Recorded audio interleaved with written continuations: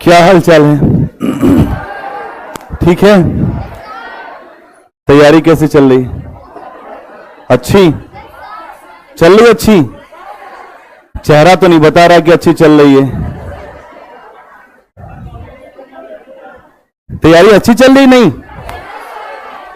मन के हारे हार है, मन के जीते जीत, है ना?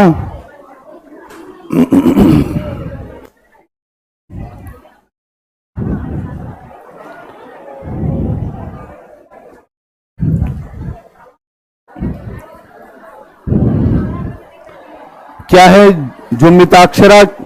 क्या है? आपने कल बताया था ना, मिताक्षरा हिंदू कानून की पुस्तक है ना, मिताक्षरा। मिताक्षरा क्या दिया गया है यहां पे? हिंदू कानून है। क्या है? किसने लिखा है इसको? किसने लिखा है?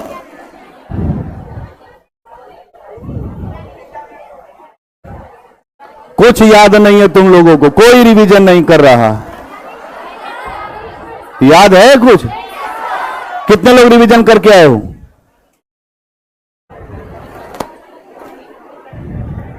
बहुत अच्छा।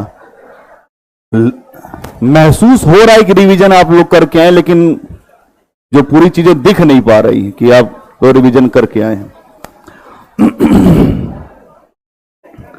आंसर कुछ लोगों के बहुत अच्छे हैं, एक दो लोग जो अच्छे, जिनके बारे में बता दे रहा हूं। ये किसी कॉपी है? कोई है इसका मालिक? जो मालिक मुख्तियार, अपना नाम क्यों नहीं लिखते भाई? चलिए, जिसका भी होगा सामने आएगा ही आगे चल के।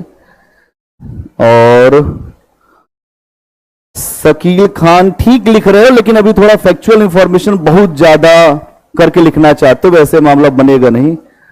सुहानी कुमारी कौन है भाई? आप हैं?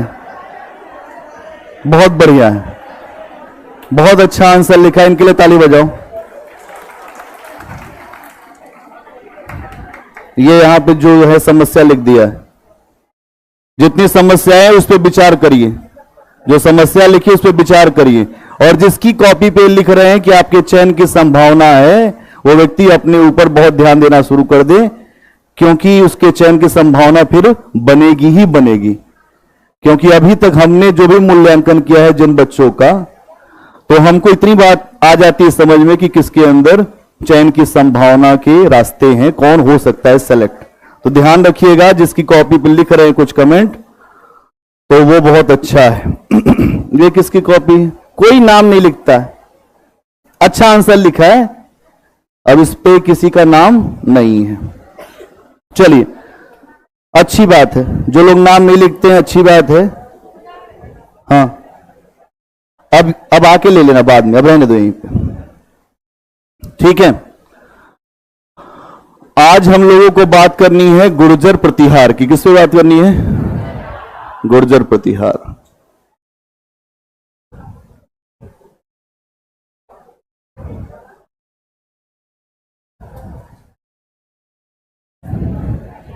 गुर्जर प्रतिहार। आपको याद होगा कि जब हमने जो राजपूतों की उत्पत्ति के बारे में बताया था, ऑनलाइन आ जाइए, ऑनलाइन वाले, ठीक है, गुड आफ्टरनून, आ जाइए, बिल्कुल ठीक। हम लोगों ने जब वो राजपूतों की उत्पत्ति की बात किया था, तो मैंने आपसे ये कहा था कि कुछ राजपूत वंशों की एक साथ चर्चा करूंगा, याद आ रहा है? उन्हीं में से अब हम लोग स्टार्ट कर रहे हैं गुर्जर प्रतिहार वंश, जिनकी उत्पत्ति अग्निकुंड से मानी गई कि अग्नि से लोग उत्पन्न हुए हैं।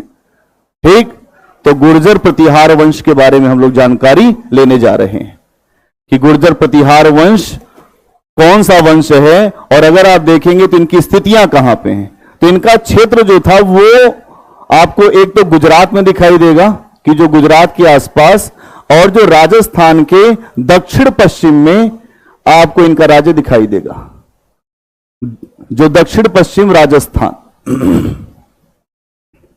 इस जगह इनका राज्य आपको दिखाई देगा, ठीक है।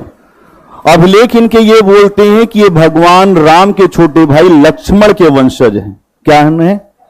लक्ष्मण के वंशज हैं। ये लोग अपने आप को बोलते हैं कि हम लक्ष्मण के वंशज हैं। लक्ष्मण के वंशज ये अपने आप को बताते हैं। हमेशा हुआ है ऐसा कि जो बहुत ऊंचे कद का व्यक्ति होता है उसके साथ अपना संबंध हर व्यक्ति जोड़ना चाहता है। छोटे लोगों के साथ कोई नहीं रहता इस दुनिया में। छोटे लोग के साथ कोई है? हर व्यक्ति उसके साथ रहेगा जो मजबूत है। तो यहां पर अपने आप को लक्ष्मण का वंशज ये लोग बताते हैं। ये इनके अभिलेख बताते हैं, जो प्रतिहारों के अभिलेख हैं प्रतिहारों के जो अभिलेख हैं उन अभिलेखों में ऐसी सूचना आपको मिलती है कि लक्ष्मण के वंशज हैं। क्या ठीक है इतनी बात? इसके अलावा आप देखेंगे कि एक अभिलेख है एहोल अभिलेख, वहां से भी इनकी सूचना मिलती है इस वंश के बारे में। एहोल अभिलेख में भी, एहोल अभिलेख किसका है?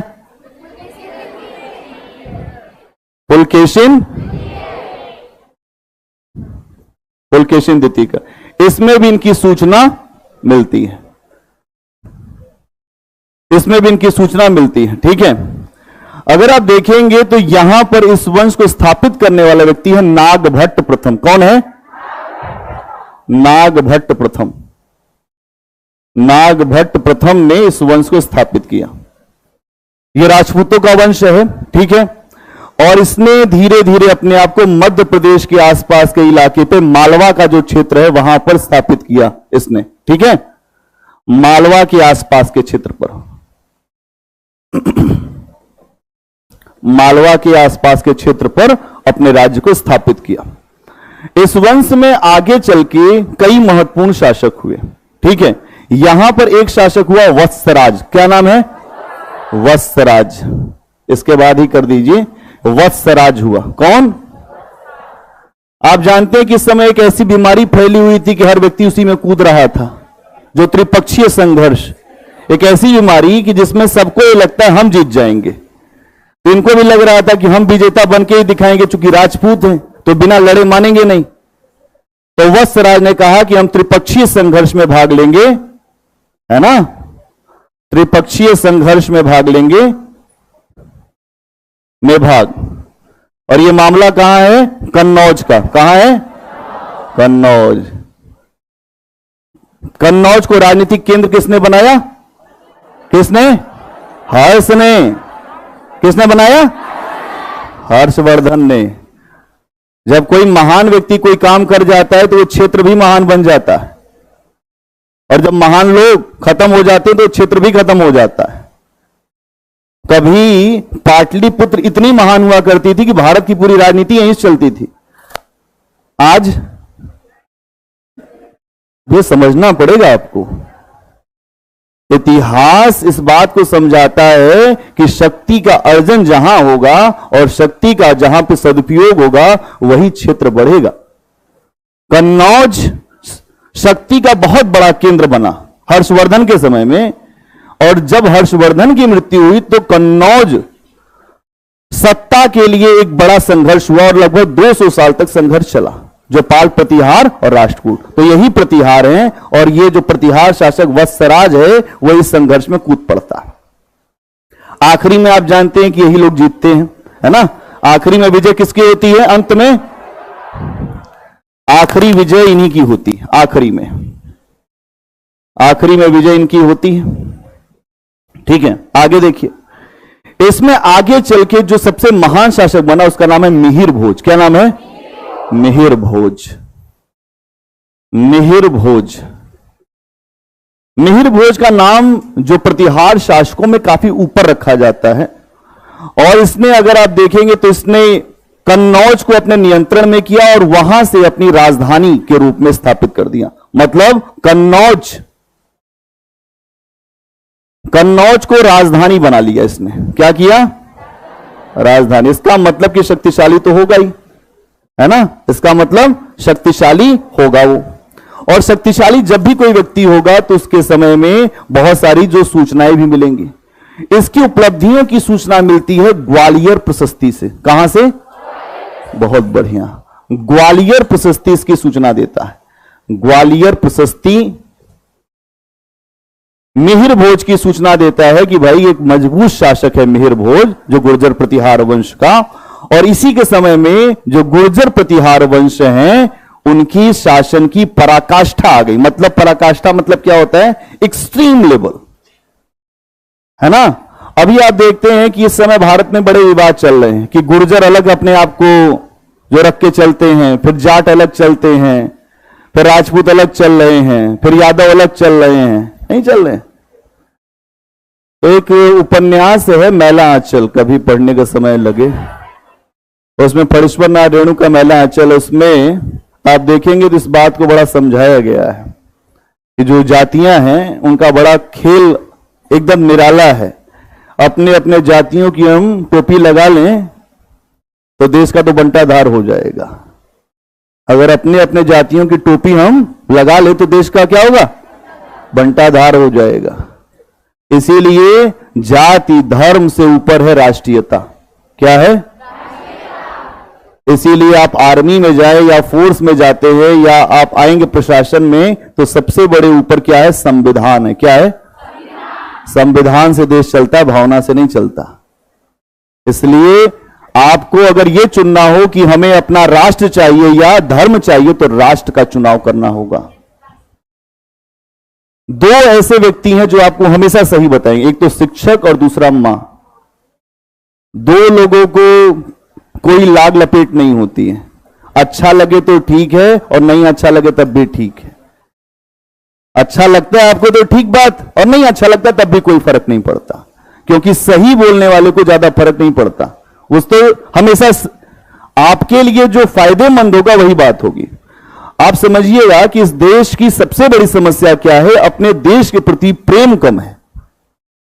अगर इस देश में आपको एक अच्छा माहौल चाहिए तो आपके अंदर वो थिंकिंग प्रोसेस होनी चाहिए कि देश हमारा है, इसे हमने बनाया है। इसको बनाने में हमने अंग्रेजों से 200 वर्ष संघर्ष किया है और 200 वर्ष के संघर्ष में लाखों लोगों ने कुर्बानियां दी हैं, तब यह देश बना है। और इस देश को आगे लेकर जाने की जिम्मेदारी आपकी है। इतिहास तो हम पढ़ रहे हैं, इतिहास केवल पढ़ने के लिए मत पढ़िए, इतिहास को समझने के लिए भी पढ़िए, इतिहास को बनाने के लिए भी पढ़िए। क्या बात समझ में आई? तो इतिहास का मतलब क्या है? इतिहास का मतलब यह है कि अपने इतिहास को समझकर आगे बढ़ना है। तो यहां आपने देखा कि जो मिहिर भोज के बारे में जानकारी कहां से मिलती है? ग्वालियर प्रशस्ति से। अगर आप देखेंगे तो इसके पश्चात एक व्यक्ति शासक हुआ जिसका नाम है महेंद्रपाल। कौन हुआ? महेंद्रपाल। महेंद्रपाल ये शासक बना जो मिहिर भोज के बाद।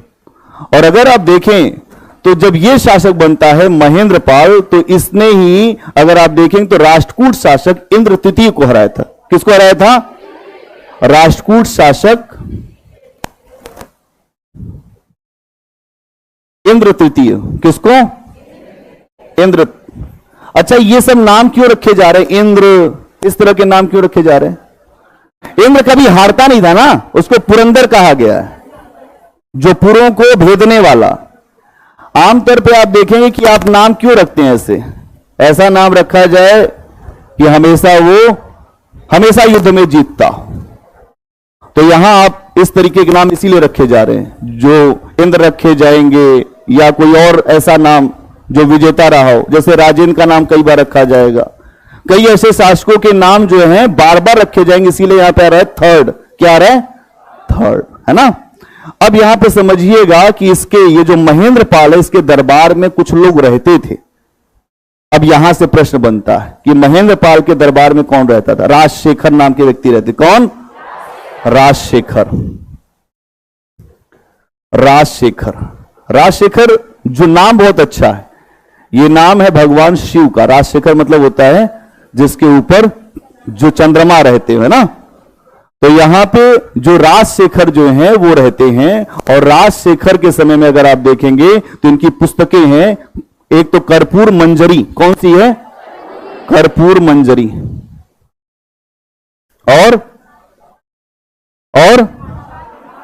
और देखते हैं जो काव्य मीमांसा। कौन सी? काव्य मीमांसा। इसके अलावा और जो बाल रामायण। और कौन सी है? बाल रामायण,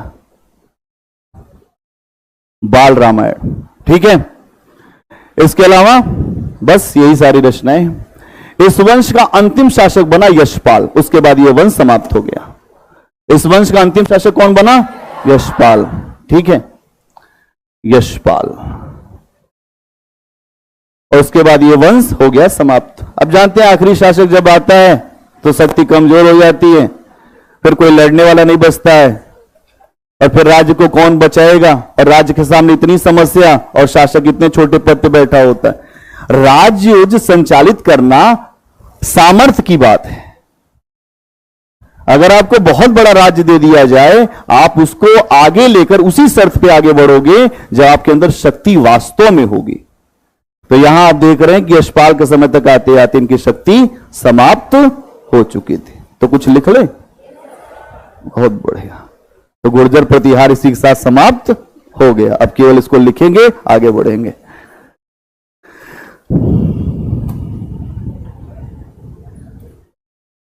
अब यहां से प्रश्न आएगा, उसको तो ठीक कर देंगे ना? ऐसे आपने एक बार समझ लिया है, ऐसे भी ठीक कर ही देंगे आप। ऑनलाइन वाले ध्यान से आप लोग भी सुनिए, अब लिखना शुरू होने वाला है, फिर बीच में छूटिएगा मत। Good afternoon. हेडिंग क्या बनाएंगे? गुर्जर प्रतिहार। इसमें लिखिए पहला पॉइंट, यह राज्य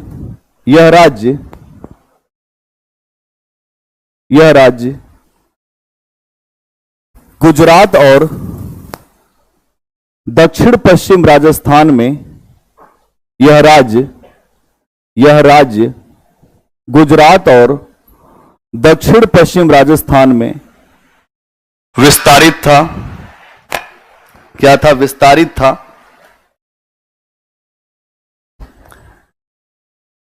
विस्तारित था। इस वंश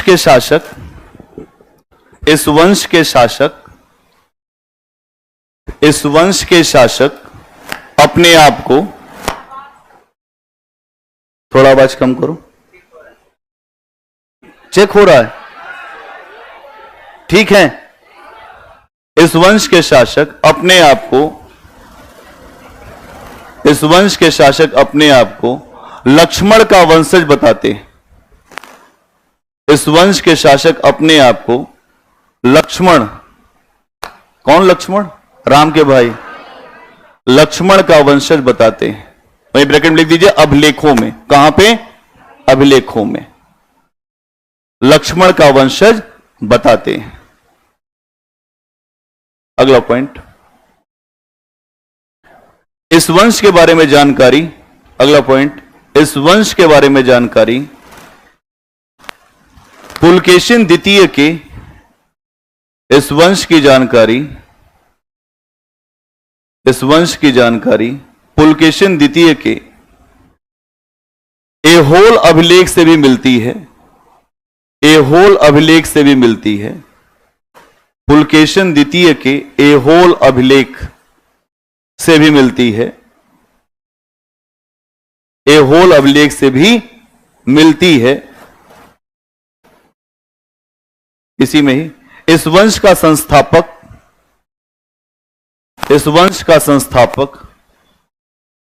नागभट्ट प्रथम था। इस वंश का संस्थापक नागभट्ट प्रथम था। नागभट्ट प्रथम था। इसमें लिखिए कि जिसने मालवा तक अपने क्षेत्र का विस्तार किया। जिसने मालवा तक अपने क्षेत्र का विस्तार किया। जिसने मालवा तक अपने क्षेत्र का विस्तार किया। अगला पॉइंट, इसी वंश में अगला शासक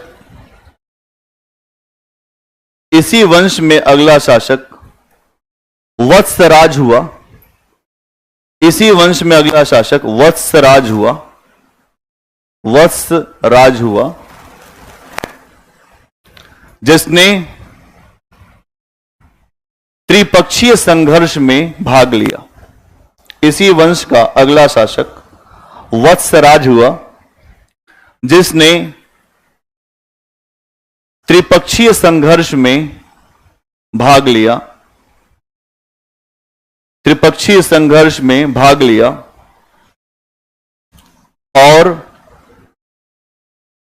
कन्नौज को अपने क्षेत्र में मिला लिया, और कन्नौज को अपने क्षेत्र में मिला लिया, कन्नौज को अपने क्षेत्र में मिला लिया। अगला पॉइंट, इस वंश का अगला शासक, इस वंश का अगला शासक मिहिर भोज हुआ। इस वंश का अगला शासक मिहिर भोज, कौन है? मिहिर भोज। इस वंश का अगला शासक मिहिर भोज हुआ, जिसने कन्नौज को अपनी राजधानी बनाया। अंडरलाइन कर देना, जिसने कन्नौज को अपनी राजधानी बनाया।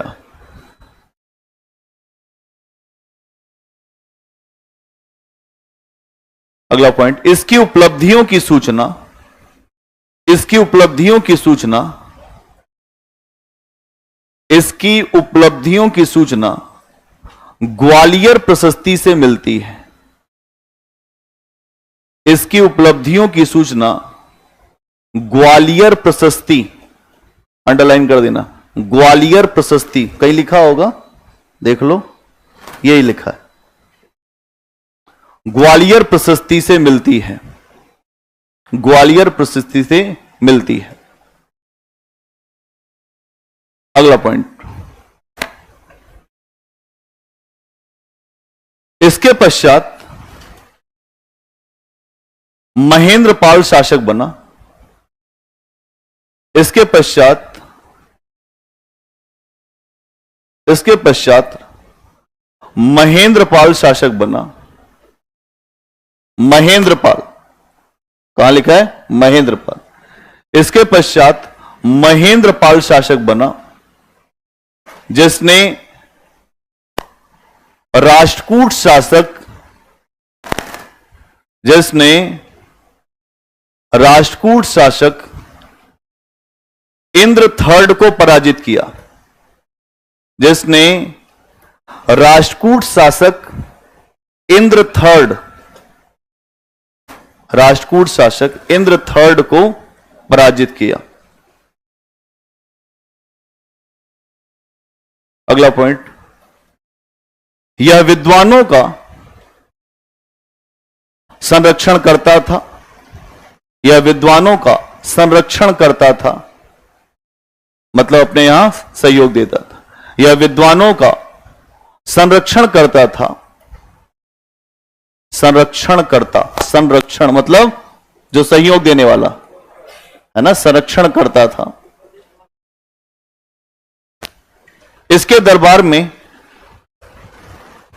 राजशेखर नाम के विद्वान रहते थे। इसके दरबार में राजशेखर नाम के विद्वान रहते थे, जिनके द्वारा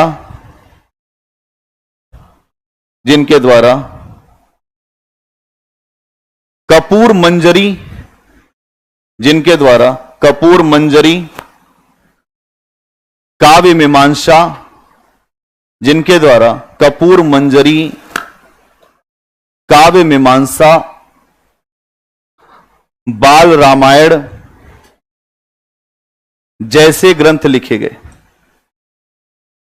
बाल रामायण जैसे ग्रंथ लिखे गए। इंपॉर्टेंट कर देना, यहां से प्रश्न आ सकता है।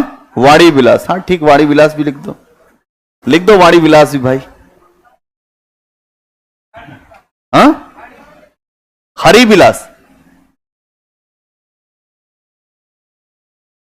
हरि विलास, ठीक है, कर दीजिए, भी एक और जोड़ दीजिए, हरि विलास, हरि विलास। प्लीज सर हम लोगों का आंसर राइटिंग का चेक कर दीजिएगा, हम लोग बहुत मेहनत करते हैं, बहुत मेहनत करिए और मेहनत करिए, आंसर हमारे पास आना भी तो चाहिए, आंसर आएगा तब तो होगी मेहनत, आंसर नहीं आएगा तो यहां आप लिखते रहेंगे, उससे कोई फायदा नहीं। ऑनलाइन वालों को केवल एक ही मैसेज है मेरा, मैं इतने दिन से यहां पे हूं, आप लोग मन लगा के पढ़िए खूब, अगर वहां भी बैठे तो ये मान के चलिए मैं आपको देख रहा हूं, और जब तक ये नहीं मानेंगे तब तक कुछ मजा नहीं। आप लोग आपस में ही बातचीत करते रहते, कोई पूछता है तुम आई, अरे किसी के आने और जाने से आपका कुछ बनने वाला नहीं है, आपका बनेगा आप ही के आने से, हमारे पैर का कांटा हम ही से निकलेगा, हमारे पैर का कांटा हम ही से निकलेगा और कोई नहीं निकालने वाला है। आप ये सोच लें कि कोई और निकाल देगा, ये संभव है ही नहीं, ये संभव, अपने हिस्से की मेहनत खुद ही करनी पड़ती है, कोई और नहीं कर सकता, कोई कितना भी प्रिय हो हर जगह साथ नहीं रह सकता। इसलिए अपने दिमाग में इस बात को भी रखिए कि जो भी संबंध है वो संबंध आप अकेले ही इकाई के रूप में बचेंगे आखिरी दिन, तो अपनी मेहनत को अपने हिसाब से करिए। आ जाइए चंदेल वंश पे, चलिए चलिए, बहुत अच्छा, एकदम ताली की जरूरत नहीं है, आ जाइए चंदेल वंश पे।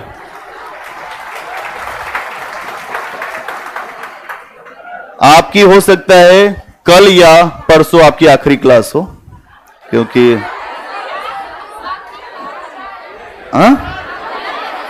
अब हमें जाना होगा, तो हाँ फिर आएंगे आएंगे आएंगे, पहले अभी जाने दो, तो चंदेल वंश पे पहले अभी आ जाओ, चंदेल वंश पे पहले फिर बात करेंगे। अरे आ जाओ चंदेल वंश पे पहले भाई, चंदेल वंश पे बात करते हैं। यह वंश जो है मध्य प्रदेश में है, कहां पे है? मध्य प्रदेश। मध्य प्रदेश में आप इस क्षेत्र को देखेंगे, इसके लिए एक शब्द और आता है, जेजाक भुक्ति वंश। क्या नाम आता है? जेजाक, जेजाक भुक्ति वंश। चंदेल शासकों का मध्य प्रदेश में बड़ा असर रहा है ना। अगर आप देखेंगे तो इन्होंने एक मंदिर निर्माण की एक नई शैली ही विकसित किया है, बेसर शैली। अभी आज मैं बताऊंगा आपको, मंदिर निर्माण की एक नई शैली, बेसर शैली। और ये जो शैली थी, अगर आप इसमें देखेंगे, जो नागर शैली है ना, और प्लस जो द्रविड़ शैली है, उसका मिश्रण है। क्या है? मिश्रण है, उसका मिश्रण है। उत्तर और जो दक्षिण भारत की शैली है, उसका मिश्रण करने वाली शैली कहलाती है बेसर शैली। और इस शैली को आगे लेकर आने वाले कौन हैं? चंदेल वंश के शासक। अगर आप देखेंगे तो इनकी राजधानी थी महोबा। कहां थी? महोबा, महोबा। और इसका क्या नाम है? कालिंजर। क्या नाम है? कालिंजर। आल्हा और उदल यहीं के थे। आल्हा उदल नाम सुना किसी ने? अगर कोई लड़ने वाला ना हो, उसको भी लड़ा देंगे आल्हा उदल, ऐसा उसमें ऊर्जा है। मतलब आल्हा उदल की अगर आपको स्टोरी सुना दिया जाए गांव में, तो आप देखेंगे जिसको न लड़ने वाला कोई है, वो भी लड़ जाएगा, कहेगा अब तो हो ही जाए लड़ाई।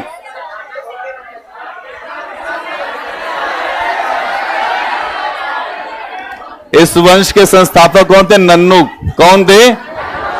नन्नुक।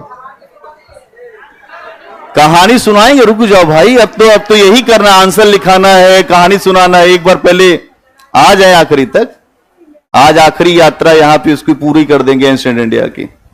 आज नन्नुक, आप देखिए इसका संस्थापक कौन है? और इसी वंश में एक शासक हुआ, अगला शासक यशोवर्मन। कौन हुआ? यशोवर्मन। यशोवर्मन। इसी वंश में यशोवर्मन हुआ। अगर आप देखेंगे तो यशोवर्मन ने खजुराहो में विष्णु मंदिर बनवाया था, है ना। खजुराहो में विष्णु मंदिर। कौन सा मंदिर? इस मंदिर के लिए एक शब्द और आता है, चतुर्भुज मंदिर। कौन सा मंदिर? क्योंकि भगवान विष्णु के 4 हाथ दिखाए गए यहां, है ना। और इसी वंश में अगला शासक हुआ धंग नाम का। क्या नाम है? धंग नाम है। क्या नाम है? धंग जो है बड़ा ही महत्वपूर्ण शासक है। अगर आप देखेंगे कि जो कंदरिया महादेव मंदिर है जो भगवान शिव का, उसका निर्माण करने वाला धंग है। कंदरिया महादेव का मंदिर जो बनवाया था धंग ने, है ना। एक बात आपको समझ में आ रही होगी कि ये जो शासक हैं, चंदेल वंश के शासक, इन्होंने मंदिर स्थापत्य में बड़ा काम किया, खूब मंदिर बनवाए। मंदिर वही बनवा सकता है जिसके पास क्षमता होगी, पैसा होगा। हर आदमी नहीं बनवा पाएगा। जो मंदिर बनवाना, तालाब का निर्माण करवाना या विकास काम कराना, ये सबके बस की बात है। इसका मतलब कि चंदेल शासक जो हैं मजबूत शासक अपने क्षेत्र में रहे होंगे। ये राजपूतों का एक मजबूत वंश रहा होगा। एक बात और समझिएगा, ये जो यहां पे ये वाला मंदिर है कंदरिया महादेव, यहां पर एक मूर्ति मिली है, नंदी की मूर्ति।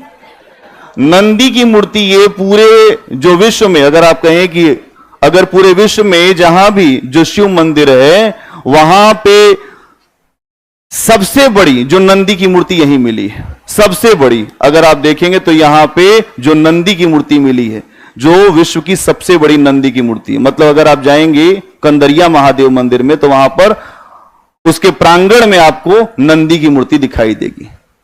खूब बड़ी मूर्ति है। कौन है नंदी? हर व्यक्ति का वाहन बदल गया लेकिन शिव का वाहन नहीं बदला। अगर आप जो शिव विवाह कभी अगर आप देखें रामचरितमानस, अगर आप समझें, एक रचना है रामचरितमानस, थोड़ी सी आपको अच्छा जो ले आते हैं कहानी में, सुनो। रामचरितमानस में अगर आप देखेंगे तो भगवान शिव के बारे में एक सूचना मिलती है। और रामचरितमानस एक ऐसी रचना है जिस रचना के कारण आज हिंदू जो बचा हुआ है उसी के कारण बचा हुआ है। तुलसीदास ने 1500 में अगर आप देखें तो मध्यकाल के समय में रामचरितमानस की रचना किया। और उस समय भारत में इस्लाम का वेग बहुत तेज था और हिंदू धर्म में अगर आप देखें तो इतना ज्यादा कर्मकांड था कि कोई भी हिंदू धर्म से हट रहे थे। सभी लोग, लोअर क्लास इस्लाम को स्वीकार कर रहा था। और उस समय तुलसीदास जी के द्वारा रामचरितमानस लिखा गया जो सबको स्वीकार्य हुआ। क्या ऐसा था? और अकबर खुद जो इनसे आया था मिलने के लिए, अकबर इनसे मिलने गया था, जो सूरदास से मिलने गया था, वो मीराबाई से मिलने गया था। अकबर बड़ा महान शासक है, उसको हिंदू मुसलमान का मतलब नहीं है। वो जहां योग्यता देखता था वहां जाता था। अब आप ये समझिए कि जो तुलसीदास जी हैं उन्होंने रामचरितमानस की रचना किया और उसके पीछे का उद्देश्य क्या था? संस्कृत के वो बहुत बड़े प्रकांड विद्वान थे, है ना। नरहरिया दास उनके गुरु थे। और संस्कृत के इतने बड़े विद्वान होने के बाद भी उन्होंने राम की कथा को अवधी भाषा में लिखा जो आम जन की भाषा थी। और इतिहास बताता है कि जिसने जिसने आम जन की भाषा में लिखा वही अमर हुआ है। इतिहास बता रहा है। बुद्ध पाली भाषा में बोले, महावीर अर्धमागधी में बोले, जो गुरु नानक देव अपने यहां की भाषा में बोले, मोहम्मद साहब अपने यहां की भाषा में बोले, है ना। आप देखेंगे सब अपनी अपनी भाषाओं में बोलते हैं और जो अपनी भाषा में बोलेगा वही व्यक्ति महान होगा। तुलसीदास जी ने जब रामचरितमानस की रचना किया, ऊपर लिखते हैं स्टार्टिंग में ही कि जितना मक्खी आकाश में उड़कर आकाश का थाह पाती है उतना ही मैं राम के चरित्र का थाह पाया हूं और मैं लिखा हूं। यह देखिए कि इतनी बड़ी बात कि राम सो बड़ो है कौन, मोसो कौन खोटो, राम सो खरो है कौन, मोसो कौन छोटो। ये होता है जो दर्शन। यहां आदमी को थोड़ा सा आ जाता है, उड़ने लगेगा आकाश में, अपने आप को खलीफा घोषित कर देगा, मैं खलीफा हूं। अरे भाई, खलीफा बनने की जरूरत नहीं अभी। अभी आकाश वीरों से खाली नहीं, एक से एक वीर हुए हैं यहां। यहां एक राजा हुआ भरत नाम का, उसने कहा कि महेंद्र पर्वत पर हमारा यशोगान लिखवाओ, अपने मंत्री को बोला। उसका मंत्री गया, दक्षिण भारत का राजा था, कहा महाराज कोई पर्वत खाली नहीं जिसपे यशोगान लिखवाया जाए, सब जगह यशोगान पहले से ही लिखा हुआ है। इतने बड़े बड़े राजा हुए। राजा भरत ने कहा यार तो अपने को रास्ता ही नहीं कुछ समझ में आ रहा है।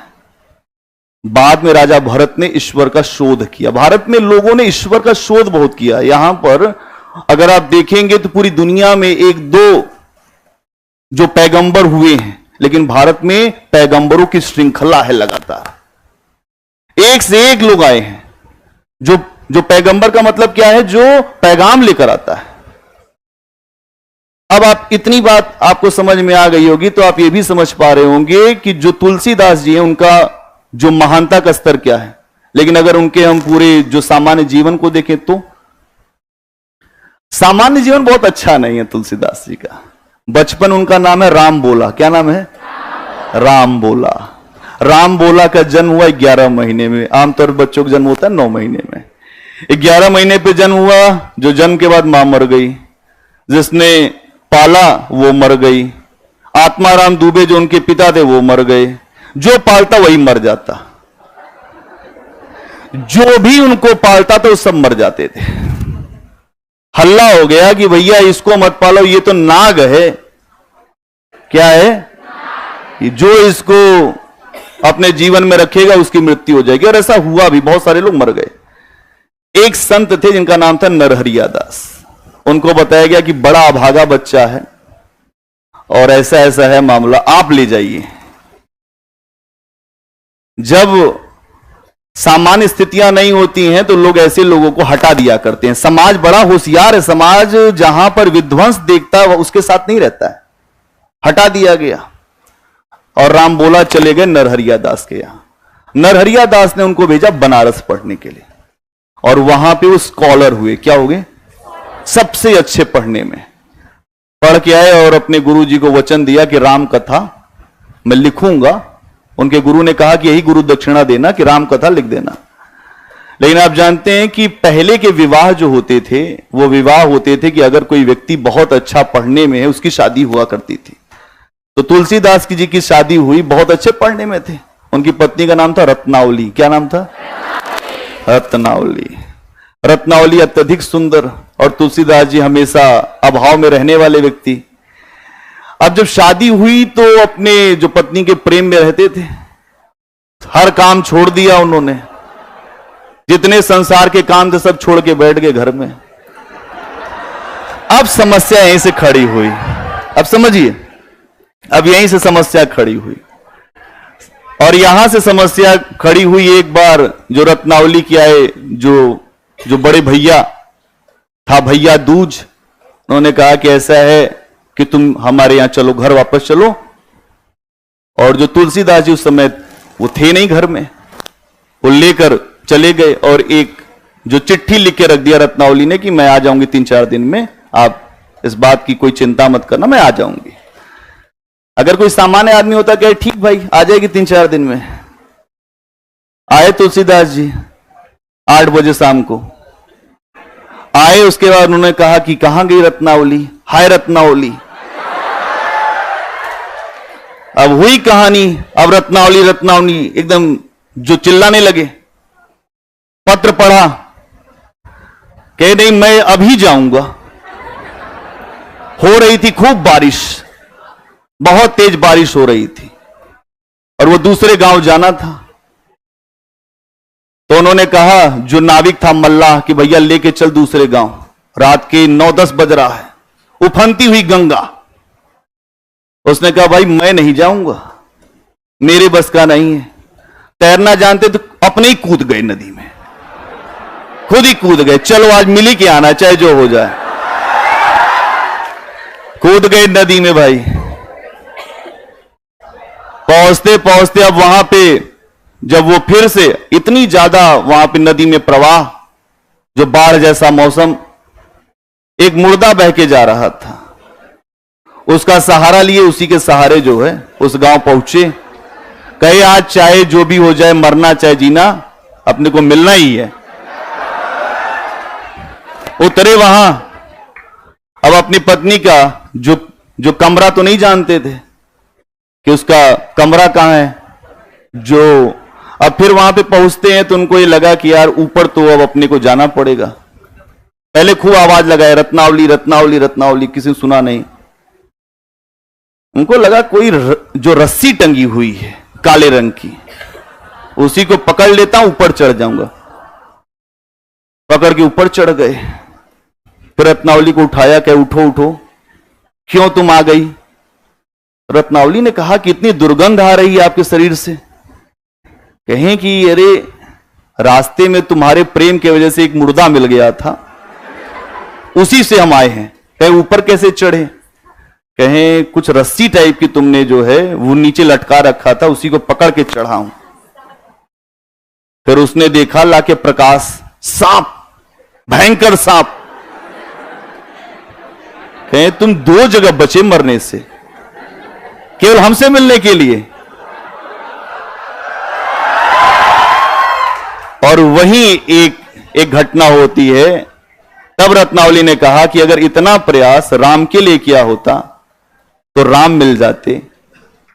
फिर यह बात समझ में नहीं आई, फिर यही बात बोला कि इस हाड़ मांस की देह के लिए जितना प्रयास तुम्हारा है, अगर इसका आधा प्रयास भी राम पे होता तो तुमको कुछ मिल जाता। 3 बार यही बात बोली।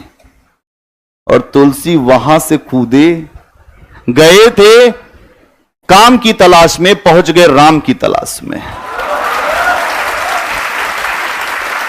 समझे? और वहां से वापस आए तो एक पद लिखा कि अब तक नसाइयों अब न नसइयों, अब तक नाश किया अब नाश नहीं होने दूंगा। ये वही तुलसी है जो रामचरितमानस लिख रहे हैं। ये बहुत अद्भुत व्यक्ति हैं। आप देखेंगे कालिदास, सूरदास, तुलसीदास, ये हर व्यक्ति महान है। और ये सब के सब अपने जो पत्नी से जो चोट खाए हुए लोग हैं।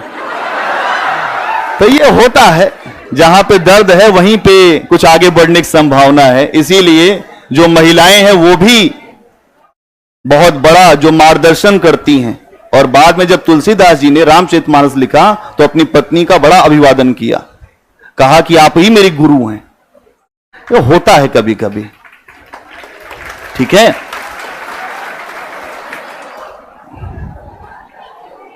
आई मजा? बहुत बढ़िया। तो जीवन में कभी बदलाव हो सकता है, लेकिन आप चाहेंगे तो। कुछ लोग ऐसे होते हैं जो नहीं चाहते हैं बदलाव, कहें ऐसे ही चलने दो। कहां पहुंचे थे हम लोग? जो नंदी बैल तक पहुंच गए थे, ठीक है। इसके अलावा भी अगर आप देखेंगे कि राजा जो धंग है उसने बहुत सारे और भी मंदिर बनवाए थे। और एक ऐसा शासक था जिसने जल समाधि ले लिया था। ऐसा शासक था धंग जिसने जल समाधि लिया था। क्या लिया था? जल समाधि। ये भी प्रश्न आ चुका है, कौन सा ऐसा चंदेल शासक था जिसने जल समाधि ले लिया था? इलाहाबाद गया। इलाहाबाद में जो प्रयाग के तट पर इसने कहा कि अब जो बहुत जी लिया अब नहीं जीना है, तो इसने जल समाधि ले लिया। तो जल समाधि लेने का भी कोई मतलब नहीं है। अगर आपने जो मन को नहीं मारा और आपने यहां पर जो जल समाधि ले लिया तो कोई मतलब नहीं है। मन मरा न माया मरी, मरमर गया शरीर, आशा तृष्णा बस करे, कह गए दास कबीर। मन मरा, माया मरी, मरमर गया शरीर, आशा तृष्णा बस करे, कह गए दास कबीर। है ना? इस दुनिया में वही व्यक्ति शहंशाह है जिसका मन कंट्रोल में है। हंसा बेपरवाह, ताका कछु न चाहिए, वही शहंशाह। हंसा का मतलब होता है मन। जिसका जो मन है वो बेपरवाह हो गया, उसको और कुछ भी नहीं चाहिए, वही शहंशाह है। शहंशाहों का मतलब क्या होता है? आपका अपने ऊपर नियंत्रण हो जाए। और जिसका अपने ऊपर नियंत्रण होगा वो इस दुनिया में जो चाहेगा वो चीज उसको मिल जाएगी। ये नियम है योग का। अगर आप अपने आप से जुड़ गए, लोग अपने आप से ही नहीं जुड़ते। इस पूरी दुनिया को देखते रहते हैं, वहां वो हो रहा है, वहां वो हो रहा है, वहां ये चल रहा है, उन्होंने ये कर दिया। अरे आप खुद को देखो कि आप क्या करोगे, और जिस दिन आप अपने आप को देखने लगोगे आप सब बहुत बड़ा काम कर जाओगे। मेरी बात मानो, आप अपने आप को देखना शुरू करो आज से कि नहीं हम क्या कर रहे हैं और हमारा डेवलपमेंट कैसे होगा। तो यहां पे एक दो पॉइंट बनाओ इसमें, फिर आगे बढ़ेंगे।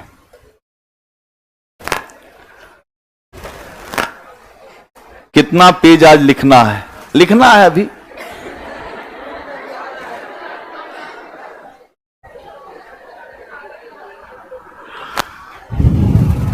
लिखिए, देखिए, चंदेल वंश, यह वंश मध्य प्रदेश के आसपास के क्षेत्रों में, यह वंश मध्य प्रदेश के आसपास के क्षेत्रों में विस्तारित था। यह वंश मध्य प्रदेश के आसपास के क्षेत्रों में विस्तारित था। मध्य प्रदेश के आसपास के क्षेत्रों में विस्तारित था। यहां के शासक मंदिर निर्माण की बेसर शैली को जन्म देते हैं। यहां के शासक मंदिर निर्माण की बेसर शैली को जन्म देते हैं। बेसर शैली को जन्म देते हैं। वहीं ब्रैकेट में लिख देना, द्रविड़ और नागर शैली का मिश्रण। द्रविड़ और नागर शैली का मिश्रण। अगला पॉइंट, यहां बनने वाले अधिकतर मंदिर बेसर शैली में ही बने हैं। यहां बनने वाले अधिकतर मंदिर बेसर शैली में ही बने हैं। अभी आगे चल के बताऊंगा बेसर शैली क्या है, नागर शैली क्या है, कुछ विशेषताएं बताएंगे, है ना। अधिकतर मंदिर बेसर शैली में बने। अगला पॉइंट, इनकी राजधानी आरंभिक समय में महोबा में थी। इनकी राजधानी आरंभिक समय में महोबा में थी। आरंभिक समय में महोबा में थी, लेकिन थोड़े समय के पश्चात इन्होंने अपनी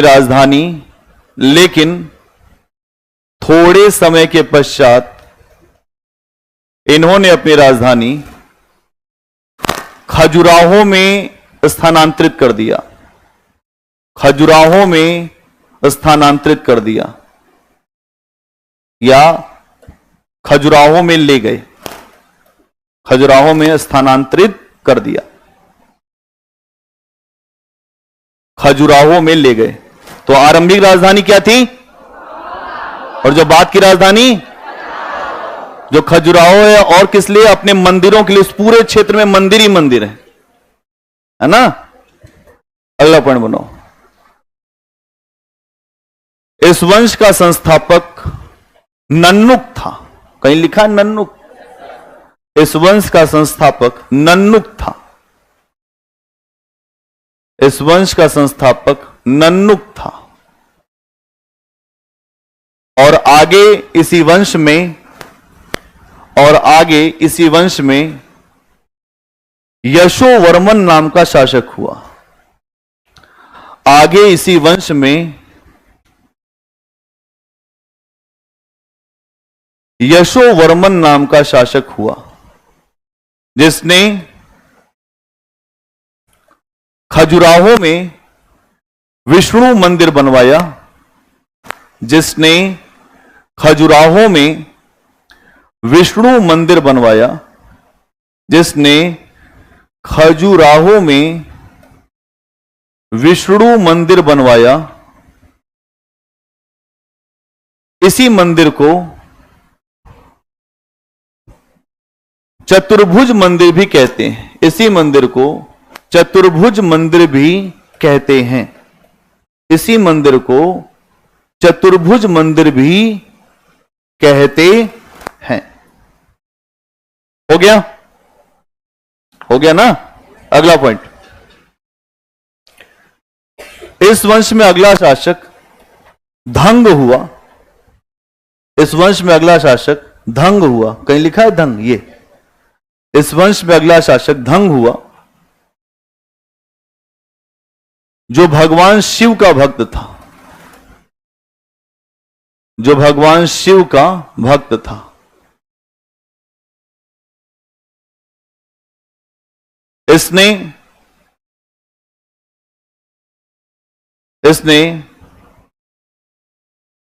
कंदरिया महादेव, इसने कंदरिया महादेव नामक विशाल शिव मंदिर बनवाया। इसने कंदरिया महादेव नामक विशाल शिव मंदिर बनवाया। कहां पे? खजुराहो में। वहीं ब्रैकेट लिख देना, खजुराहो। कहां पे? खजुराहो। अगला पॉइंट, इसी मंदिर के प्रांगण में क्या होता है? प्रांगण, स्कूल जाते हैं, आंगन उंगन रहते हैं ना। इसी मंदिर के प्रांगण में नंदी की मूर्ति मिलती है। नंदी की मूर्ति मिलती है, जो सबसे बड़ी प्रतिमा है। जो सबसे बड़ी नंदी की प्रतिमा है। जो सबसे बड़ी नंदी की प्रतिमा है। अगला पॉइंट, धंग ने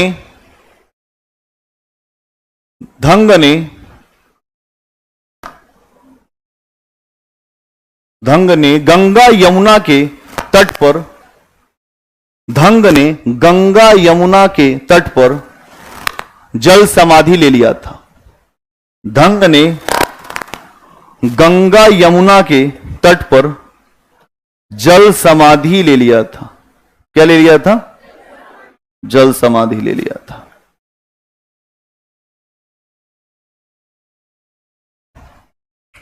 क्या होता है जल समाधि? पता है ना, कि जीते जी ही उसी में डूब जाओ अपने आप को। बड़ी लीलाएं भारत में हैं। नहीं, ऐसी लीलाएं आपको देखने को मिलेगी। अगर आपने देखा जो चंद्रगुप्त मौर्य, तो वो संलेखना पद्धति से अपने प्राण त्यागता है ना। ऐसे शासक हैं लेकिन बहुत कम।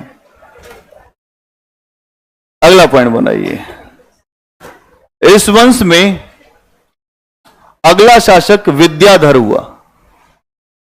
इस वंश में अगला शासक विद्याधर हुआ। क्या नाम है? विद्याधर। इस वंश में अगला शासक विद्याधर हुआ,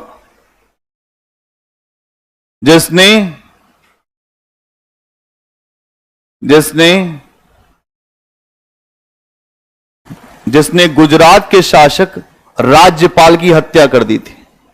जिसने गुजरात के शासक राज्यपाल या राजपाल, जो भी लिखना चाहो, राज्यपाल या राजपाल की हत्या कर दी। क्यों हत्या किया था? क्यों हत्या किया था? यह महमूद गजनवी का सामना नहीं किया, भाग खड़ा हुआ था। यह महमूद गजनवी का इसने जो है सामना नहीं किया था, भाग गया था छोड़ के। और उसके बाद सोमनाथ मंदिर की लूट हो गई थी 1025। इसलिए बहुत विद्याधर इससे नाराज था। है कि तुम इतने मक्कार शासक, भाग गया वहां से जहां लड़ना चाहिए, भाग लिए तुम। कहे कि वो नहीं मारा, हम मार देंगे तुमको, वो नहीं मारा, हम तुमको खत्म करेंगे। विद्याधर ने इसको बुलाया और फिर हत्या कर दिया। क्या कर दिया? और इसके समय में महमूद गजनवी बहुत कुछ नहीं कर पाए। बड़ा मजबूत शासक था, गुर्जर प्रतिहार। अगर आप देखेंगे तो यहां पे ये जो वंश था, चंदेल वंश, इस वंश का एक बड़ा मजबूत शासक था विद्याधर। और इसके समय में महमूद गजनवी भी बहुत कुछ नहीं कर पा रहा था। तो यहां समझना पड़ेगा कि इसने एक सफलतापूर्वक अपने राज्य को भी बचाया और महमूद गजनवी को भी रोक दिया था। ठीक है। इसी वंश का आखिरी शासक था, अगर आप देखेंगे, परमादिदेव। क्या नाम था? परमादिदेव। परमादिदेव, परमादिदेव। ये जो परमादिदेव था, इसको हराने वाला व्यक्ति था पृथ्वीराज चौहान। कौन है? पृथ्वीराज चौहान। पृथ्वीराज चौहान, ये है थर्ड चौहान। कौन से चौहान है? तीसरे चाहवान शासक ये है। अगर आप देखेंगे तो इन्हीं, ये जो परमादी देव है, इन्हीं के ही सेनापति थे आल्हा और उदल। कौन थे? आल्हा और उदल। आल्हा और उदल, इन लोगों ने जो पृथ्वीराज चौहान की सेना के जो दांत खट्टे कर दिए थे। बहुत अच्छे योद्धा थे ये दोनों, आल्हा और उदल। और आप देखेंगे कि जब युद्ध कर रहे थे उसी युद्ध भूमि में ही मारे गए। लेकिन युद्ध भूमि में मरने के बाद भी जो पृथ्वीराज चौहान भी इनकी प्रशंसा करता है कि जिस राज्य में ऐसे योद्धा होंगे उस राज्य की यश कीर्ति हमेशा रहेगी। आप ऐसे समझिएगा, अकबर के सामने अधिकतर योद्धा जो राजपूत शासक है, सबने अपनी पगड़ी रख दिया। सबने पगड़ी रख दिया। आमेर का राजा रख दिया भारमेल, है ना। और अगर आप देखेंगे तो जो मारवाड़ के राजा भी रख दिए, अधिकतर राजाओं ने रख दिया। पूरे राजपूताना में अधिकतर राजाओं ने रख दिया, केवल मेवाड़ ने नहीं माना था। और मेवाड़ में एक से एक शासक हुए, जैसे राणा उदय सिंह, जिनके नाम पे उदयपुर शहर बसा है। और उन्हीं के यहां और भी शासक हुए, जैसे राणा जो संग्राम सिंह। और उन्हीं के वंश में हुए राणा प्रताप, जिनको कहते हैं महाराणा प्रताप। महाराणा प्रताप का अलग ही मिजाज है, आराम से भी रह सकते हैं। अकबर ने उनसे कहा कि आप आराम से रहिए, केवल अधीनता हमारी मान लीजिए। उन्होंने कहा अधीनता तो नहीं चाहिए भाई, अधीनता का हमने तो नहीं शब्द सुना। उन्होंने कहा कि ये जो आपके साथ लोग रहने वाले राजपूत है, मैं इनको राजपूत नहीं मानता, ये राजपूत हैं। अब यहां आपको समझना पड़ेगा, उस समय महाराणा प्रताप को पूरा इतिहास नहीं जाना, लेकिन आज देखिए आप राजस्थान में घुसिए, केवल महाराणा प्रताप चलते, अकेले महाराणा प्रताप चलते हैं। अंदर घुसेंगे राजस्थान में तो आपको एक ही नाम दिखेगा। ऐसा नहीं कि केवल वो राजपूतों के नेता, हर वर्ग के नेता है, सर्वमान्य नेता है। क्यों? क्योंकि जब आप अपनी अस्मिता के लिए संघर्ष करते हो तो हो सकता है कि उस समय में आपको सफलता ना मिले, लेकिन आने वाली जो आपकी पीढ़ियां हैं, जो संततियां हैं, वो आपको बड़ा सम्मान देती हैं। महाराणा प्रताप का इसलिए बहुत सम्मान है कि जो विपरीत परिस्थिति में भी अपने लक्ष्य पर खड़ा रहा, उसी का नाम होता है इतिहास में। आप शिवाजी को देखिए, मैंने आपको इसके पहले बताया, ये सब हमेशा विपरीत धारा में चलने वाले लोग हैं। और जो सामान्य धारा में चलते हैं वो मुर्दे चलते हैं। कौन चलते हैं? और जो विपरीत धारा में चलते हैं वो चलते हैं जिंदा लोग। कौन चलते हैं? इतिहास यही बताता है कि हमको जिंदा होना है, अगर इतिहास बनाना है तो। और इतिहास अपने आप को ही केवल इतिहास में ही आपको लेकर आना है तो कोई बात नहीं, अब जैसे चाहे वैसे जी सकते हैं। एक अकबर का दोस्त था। क्या था? दोस्त था। अकबर का दोस्त था और आते आते जाते जो मुलाकात होती थी वो बचपन का दोस्त था। तो अपने गांव में रहता था, तो उसके यहां के लोगों ने बोला कि आप तो अकबर के दोस्त हैं, स्कूल यहां स्थापित करा दीजिए। तो उसने कहा यार मैं अकबर से नहीं बोल सकता, मेरा दोस्त है। आमतौर पे होता है दोस्ती में कि जो आदमी बहुत अच्छे दोस्त होते हैं तो कोई किसी से मांगना नहीं चाहता। तो बड़ा जो खुददार टाइप का दोस्त था, उसने कहा वो भले भारत के बादशाह हैं, मैं उनसे मांगूंगा नहीं। लोगों ने फिर चढ़ाया, नहीं जाओ यार, तुम्हारा इतना भारी दोस्त है, तुम जो है यहां बैठ के एक काम नहीं करा पा रहे हो गांव का, एक फायदा नहीं। ऐसे लोग होते भी हैं गांव में। फिर वो दोस्त पहुंचा, वो पहुंचा अकबर के पास, देखा तो अकबर जो है ऊपर वाले से मांग रहा था। वो सुबह की नमाज पढ़ रहा था और बोला कि खुदा तुमने मुझको बहुत कुछ दिया, और भी मेरे यहां जो चीजें बढ़ती जाएं, पूरा राज विस्तारित होता जाए। वो दोस्त इसी बात को देख रहा था काफी देर तक, देखता रहा देखता रहा देखता रहा। तो जो सिपाही थे उन्होंने कहा कि अभी हम जो शासक को बोल देंगे, फिर आप मिल लीजिएगा। कहे अब मिलने की जरूरत नहीं है। तो पूछा गया कि क्यों इतनी बड़ी गुस्ताखी करते हो अकबर के दरबार में आगे, मिलने की जरूरत नहीं है? कि नहीं मिलना है। तो अकबर ने बुलाया, कहे अरे मित्र आओ इधर। आया, उसने कहा मित्र मैं मांगने तो तुमसे आया था, लेकिन अब नहीं मांगूंगा। क्यों? क्योंकि तुम खुद ही मांग रहे हो भिखारी की तरह से ऊपर, और अगर हमको चाहिए तो हम भी उसी से मांग लेंगे। अगर हमको चाहिए तो हम भी उसी से नहीं मांग लेंगे, आपसे क्यों मांगेंगे फिर? इसीलिए यही बात रखी थी सूरदास ने भी अकबर के सामने। अकबर ने अपनी माला निकाल के फेंका था सूरदास के ऊपर और कहा इसको ले लो। तो सूर ने कहा कि ऐसी माला आपको कितनी चाहिए, आप बताओ, मैं देता हूं।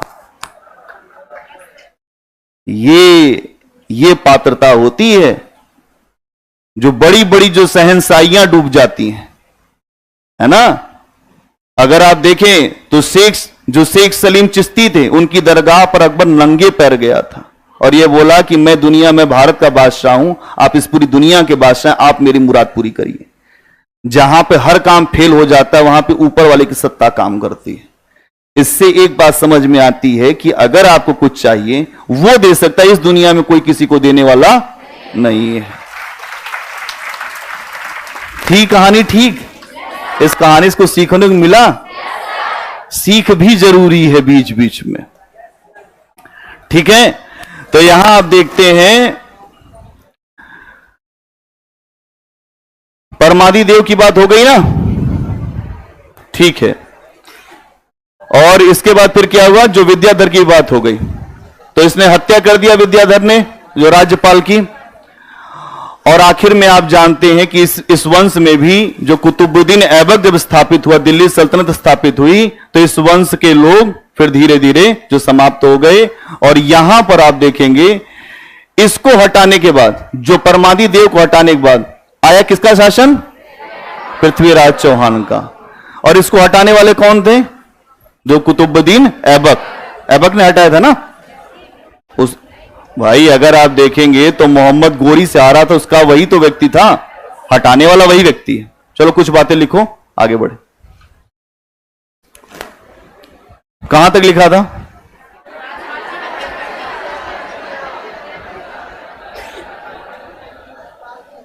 जो राज्यपाल की हत्या तक हो गया था। चलिए, राज्यपाल की हत्या तक हो गया था। तो आगे लिखिए, राज्यपाल की हत्या हो गई तो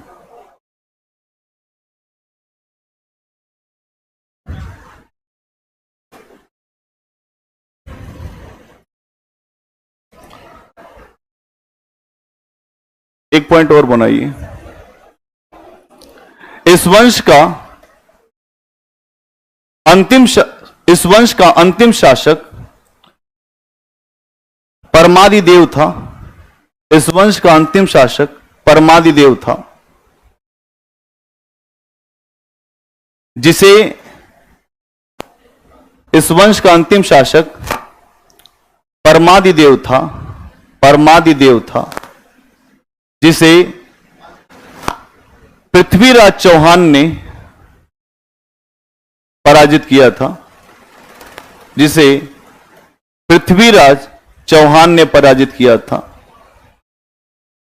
जिसे पृथ्वीराज चौहान ने पराजित किया था। और इस राज्य को और इस राज्य को चौहानों के राज्य में शामिल कर लिया था,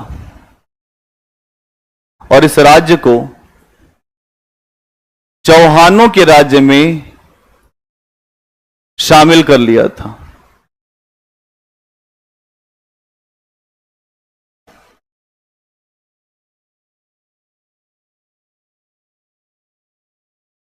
शामिल कर लिया था, है ना। आगे चल के अगला पॉइंट, आगे चल के इस राज्य को दिल्ली सल्तनत में, आगे चल के इस राज्य को, आगे चल के इस राज्य को दिल्ली सल्तनत में मिला लिया गया। आगे चल के इस राज्य को दिल्ली सल्तनत में मिला लिया गया। तो कुतुबुद्दीन ऐबक के समय में, तो अब देखेंगे, तो मिला लिया गया। अब कुछ छोटे मोटे राज्य जैसे मैत्रक है, कलचुरी है, थोड़ा बहुत उन पे भी सुन लो, एक एक दो लाइन।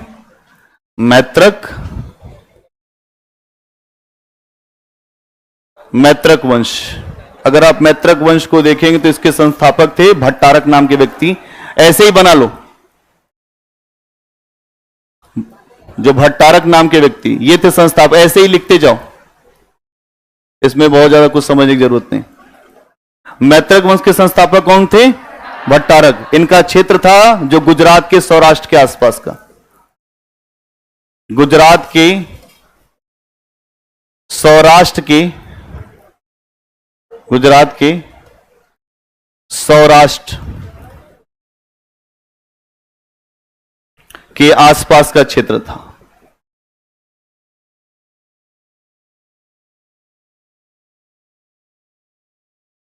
है ना, गुजरात के आसपास का सौराष्ट्र का क्षेत्र था। अगर आप देखेंगे इनकी राजधानी जो थी उसका नाम था वल्लभी। क्या नाम था? वल्लभी।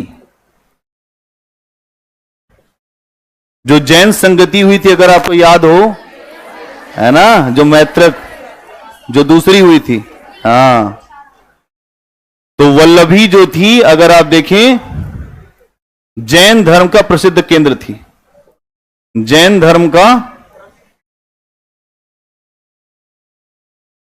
प्रसिद्ध केंद्र थी। तो यही मैत्रक वंश था यहां पे। ठीक, अगला वंश है चेदी वंश। इसी का एक नाम है कलचुरी, कलचुरी वंश।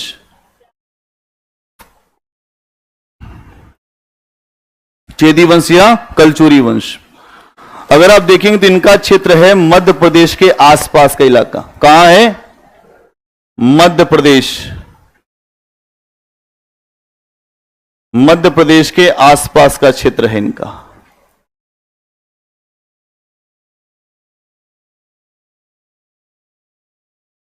मध्य प्रदेश के आसपास का क्षेत्र है। इसके संस्थापक थे कोक्कल वन। कोक्कल, क्या नाम था? क्या नाम है संस्थापक का? बोलो एक बार। कोक्कल, कोक्कल वन। क्या नाम है?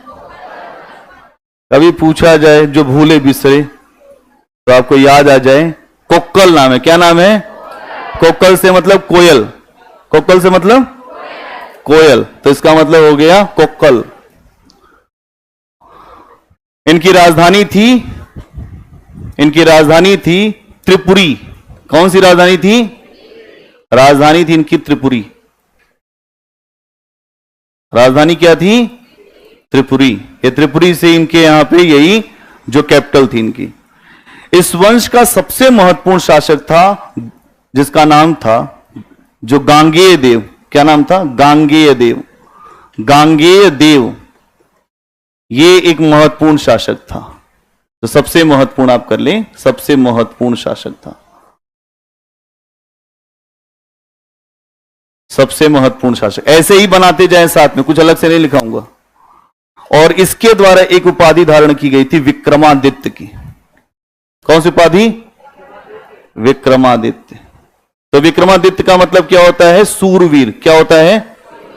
सूरवीर। मतलब ये बहुत जो योद्धा व्यक्ति रहा होगा।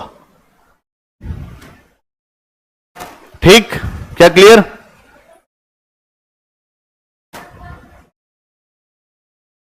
जो मैत्रक वंश के संस्थापक ये है ना, भट्टारक लिखा था।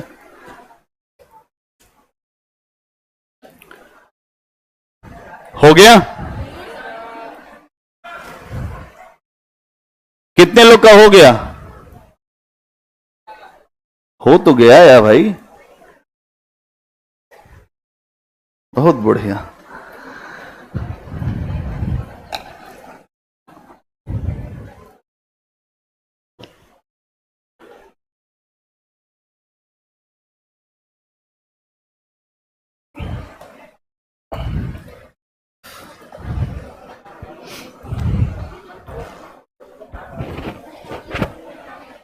हो गया?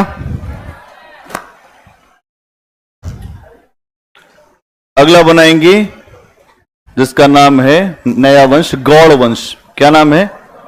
गौड़ वंश। इसी वंश का शासक था शशांक, है ना? गौड़ वंश। इसका जो अगर आप देखेंगे तो क्षेत्र कहां है? बंगाल। कहां है? बंगाल के क्षेत्र में यह वंश, बंगाल के क्षेत्र में यह वंश विस्तारित था। क्या था? ये वंश विस्तारित था। ठीक, तो पहली बात तो यही है। इस वंश का सबसे जो महत्वपूर्ण शासक, उसका क्या नाम है? शशांक। क्या नाम है? शशांक। आप जानते हैं किसने ये काम किया था कि जो पुष्यभूति वंश का एक व्यक्ति था राज्यवर्धन, उसकी हत्या किया था। क्या किया था? राज्यवर्धन की हत्या किया था। राज्यवर्धन की हत्या किया था। और इसके अलावा जो बौद्ध वृक्ष था, बौद्ध वृक्ष को कटवा दिया था, कटवा दिया था। शैव धर्म को मानता था। किसको मानता था? शैव धर्म को मानता था। पता नहीं कैसे लोग अलग अलग धर्म को मानते हैं और फिर दूसरे धर्म का विनाश कर देते हैं। यही नहीं समझ में आता कि जो बौद्ध वृक्ष को कटवा दिया, है ना। और अगर आप देखेंगे तो यहां पर ये जो काम करता है, इसके बाद फिर काफी समस्याएं आती हैं। हर्षवर्धन ने इसके ऊपर आक्रमण किया और इसकी हत्या कर दिया। हर्षवर्धन ने इसके राज्य पर आक्रमण किया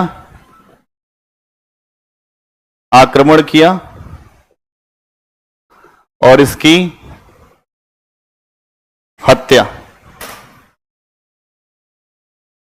क्या किया? इसकी हत्या कर दिया। क्या क्लियर है? फिर यह वंश अपने आप समाप्त हो गया। हो गया समाप्त। इसके संस्थापक इसके यही है, शशांक ही कर दो, और कोई अगर होगा तो देख लेंगे। हर्षवर्धन का समकालीन है, बस ऐसे कर लो। ठीक है। एक और वंश आता है जिसको कहते हैं पूर्वी गंग वंश। कौन सा? पूर्वी गंग वंश।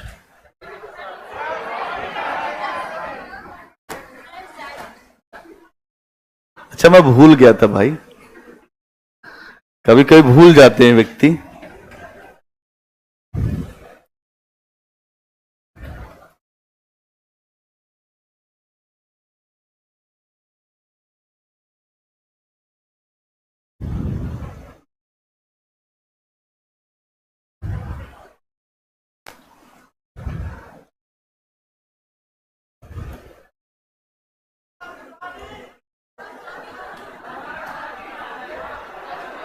हो गया? आगे बढ़े। अब आ जाइए पूर्वी गंग वंश।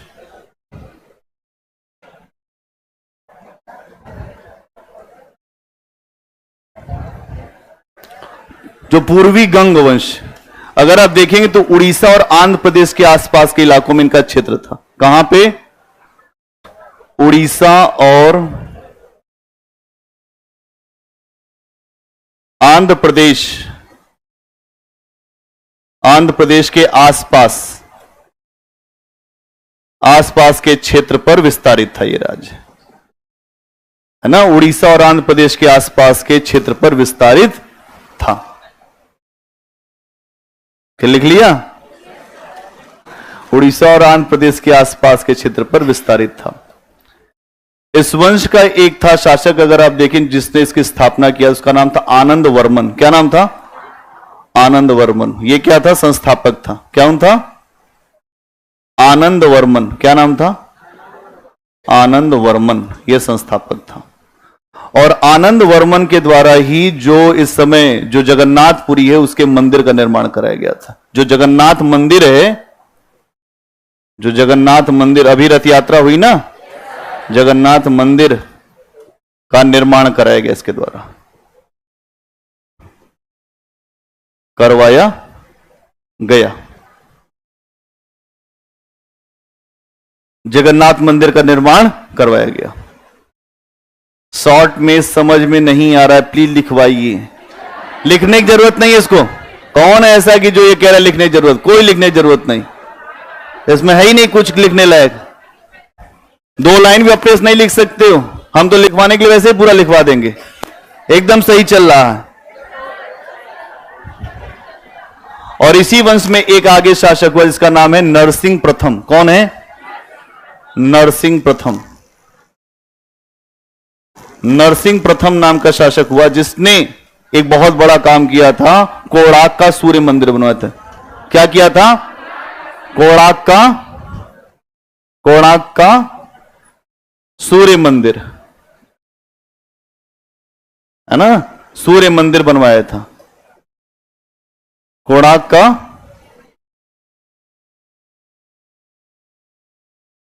बनवाया था। इसको हम कहते हैं ब्लैक पैगोडा।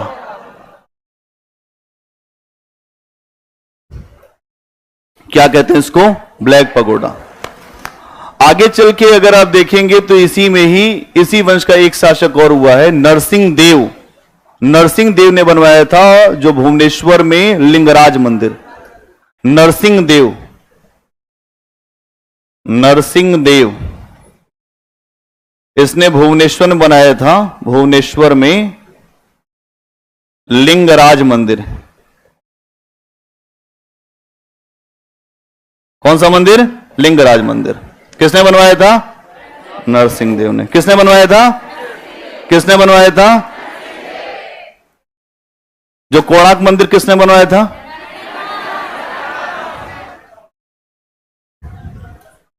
जो जगन्नाथ मंदिर किसने बनवाया? किसने?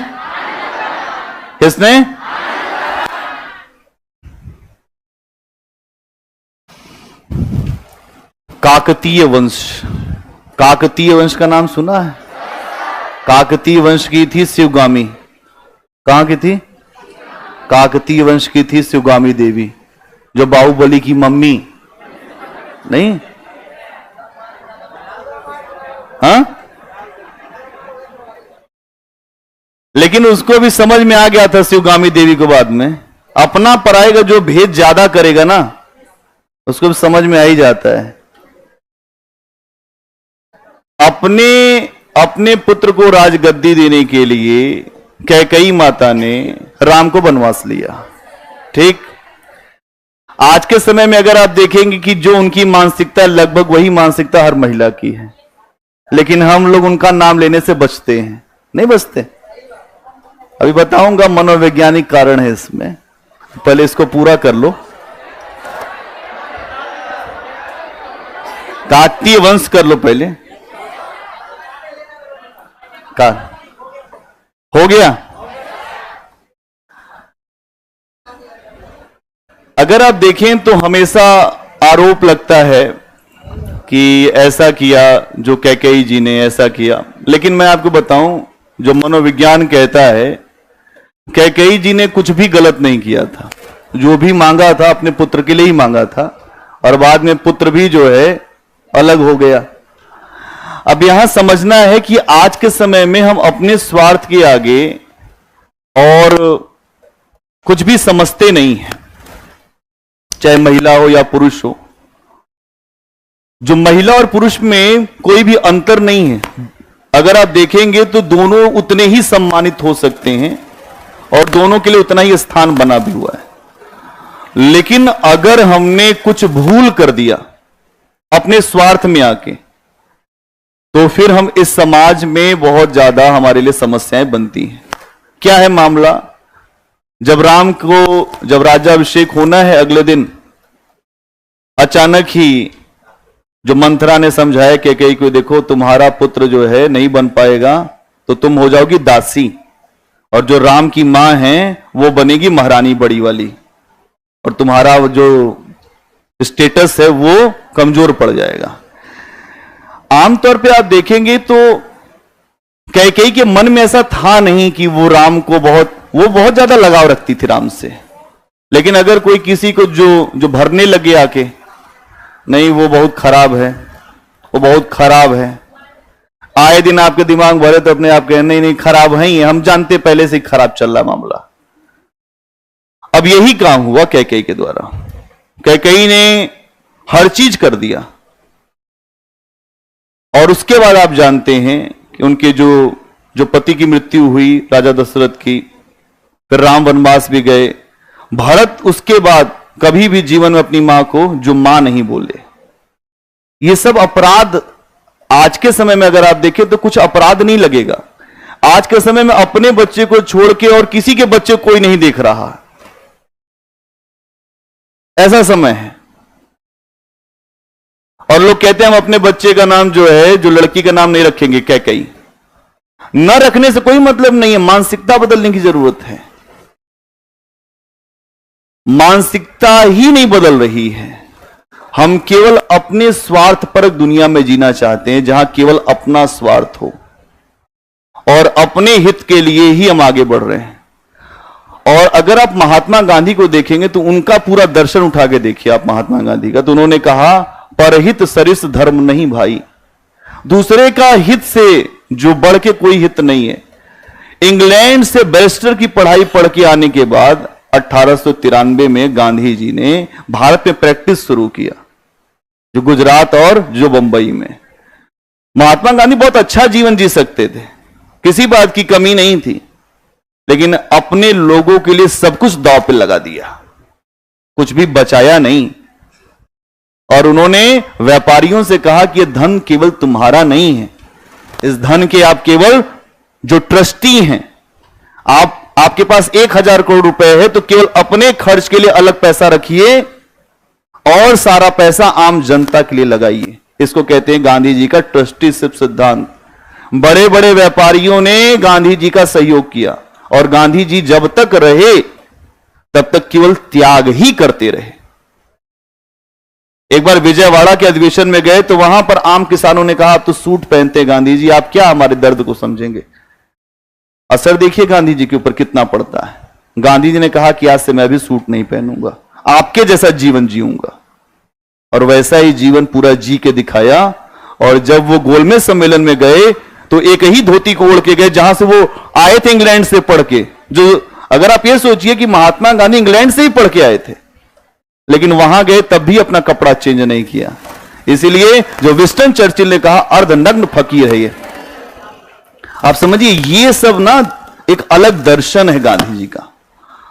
गांधी जी एक व्यक्ति के रूप में जितने हैं उससे ज्यादा उन्होंने त्याग किया इस देश के लिए, और वो त्याग इतना बड़ा है कि उनके सामने अन्य लोग आते ही नहीं हैं।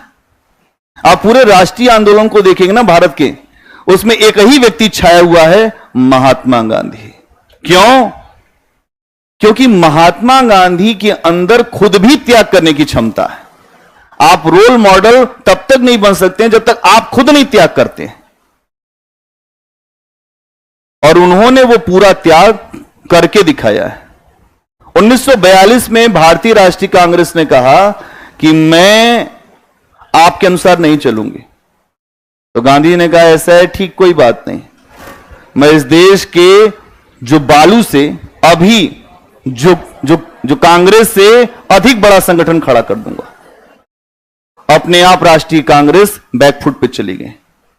आपको समझना पड़ेगा कि गांधी इस बात को जानते थे कि आम जनता का सहयोग मेरे साथ है, और राष्ट्रीय आंदोलन में उनके अनुसार चला है।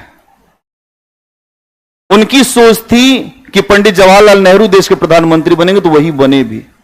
बहुत अंदर से जिद्दी थे गांधी जी, बहुत जिद्दी थे, आपको पता है, बहुत जिद्दी थे गांधी जी का। आपको मैं उनके बारे में बताऊंगा, अंदर बहुत जिद्दी। क्यों? क्योंकि वो इस बात को जानते थे कि जो मैं चाहता हूं वही होना चाहिए।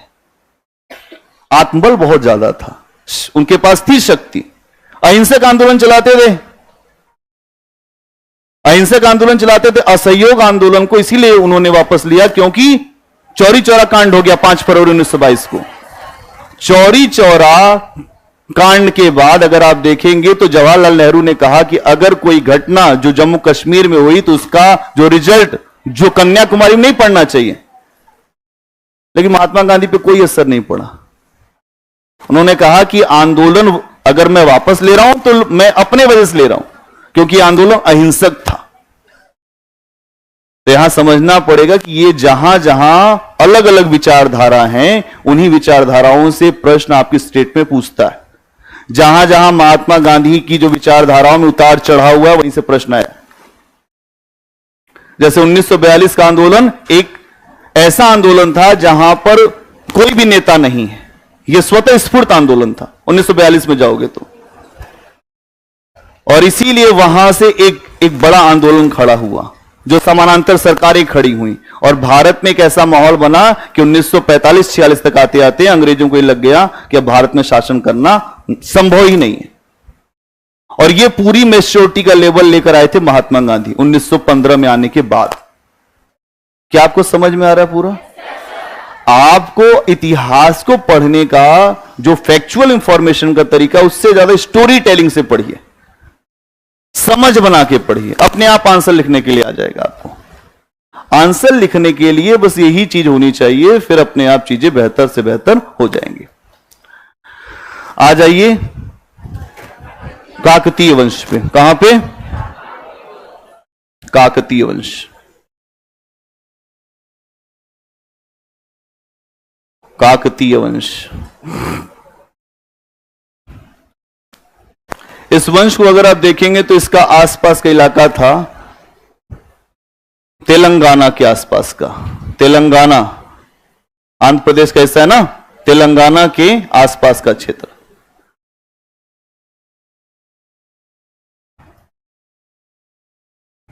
इस क्षेत्र से क्या निकलता था? हीरा। क्या निकलता था?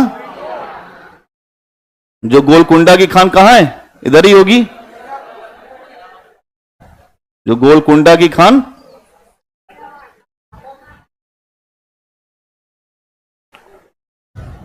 ठीक है। इनका राज्य बड़ा ही अगर आप देखेंगे तो एक जो मजबूत राज रहा होगा, और इसके संस्थापक थे जिनका नाम था इनका नाम था जो बीटा प्रथम। क्या नाम था? बीटा प्रथम। ईटा बीटा यही सब नाम रहता है। इस वंश में अगला शासक बना जिसका नाम था जो रुद्र, इसका नाम था रुद्र प्रथम। क्या नाम था? रुद्र प्रथम। और इसने अपनी राजधानी को बनाया था, अगर आप देखेंगे इसने अपनी राजधानी को बनाया वारंगल। क्या राजधानी बनाया? वारंगल। यह राजधानी बनाता है, वारंगल राजधानी बनाता है। तो कौन राजधानी वारंगल बनाता है? और इसी वंश में अगला शासक था जिसका नाम था जो प्रताप रुद्रदेव। क्या नाम था? प्रताप रुद्रदेव। प्रताप रुद्रदेव। और अलाउद्दीन खिलजी अगर आप देखेंगे उसका था सेनापति मलिक काफूर। क्या नाम है? मलिक काफूर। मलिक काफूर कौन है? अलाउद्दीन खिलजी। अलाउद्दीन खिलजी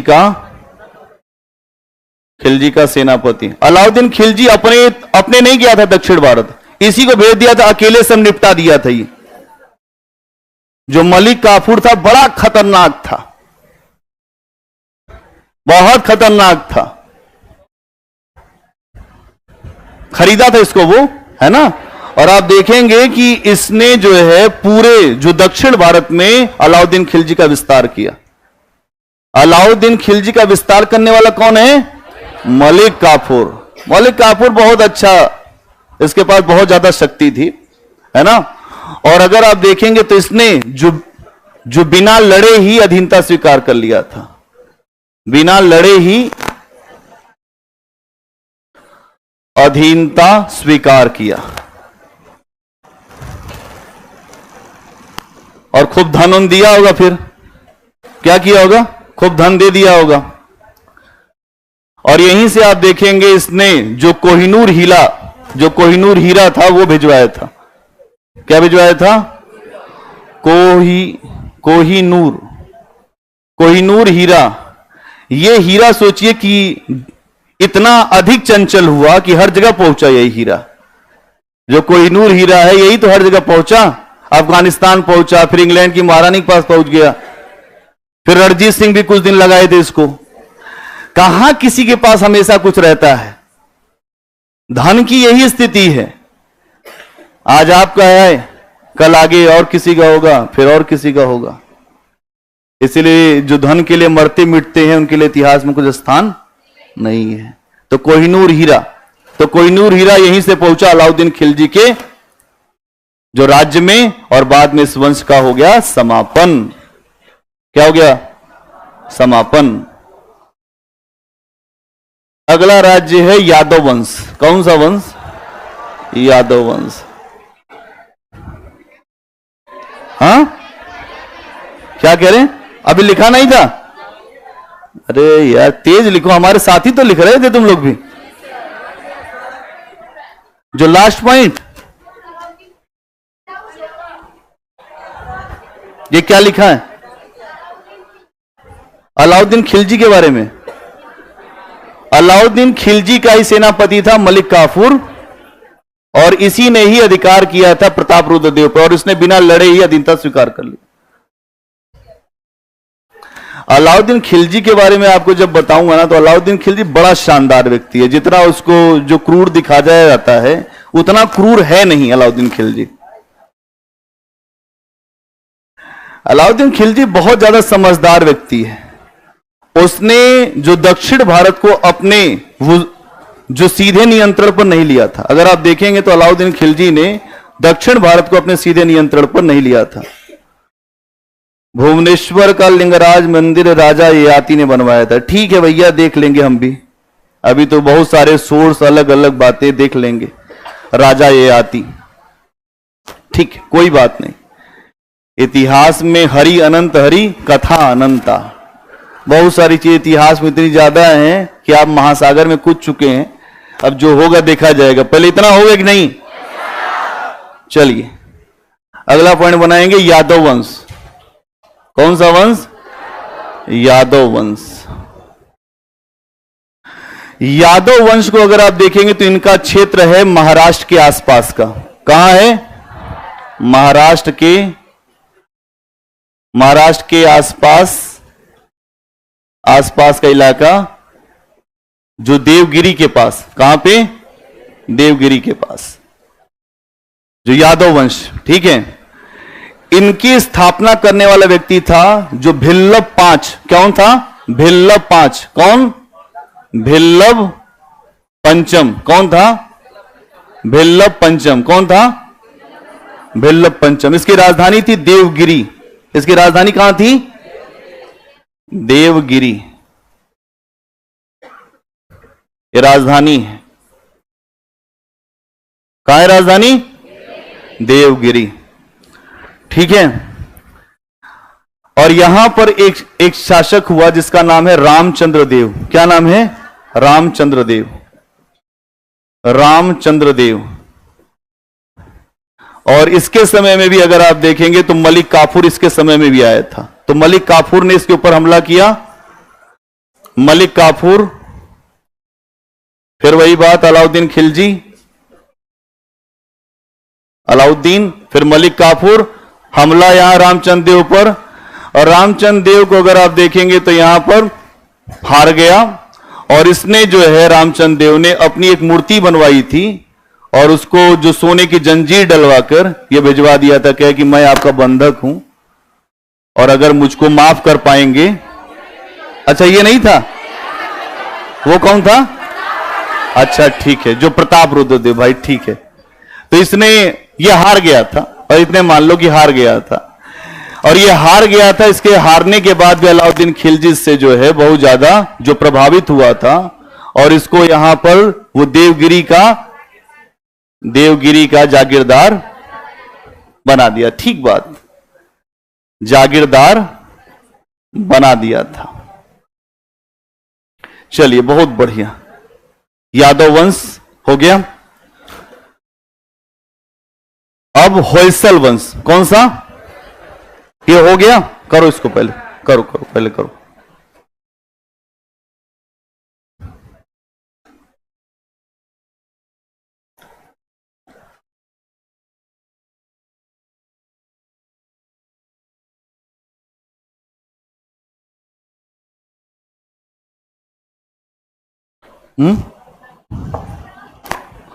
कहां पे? ये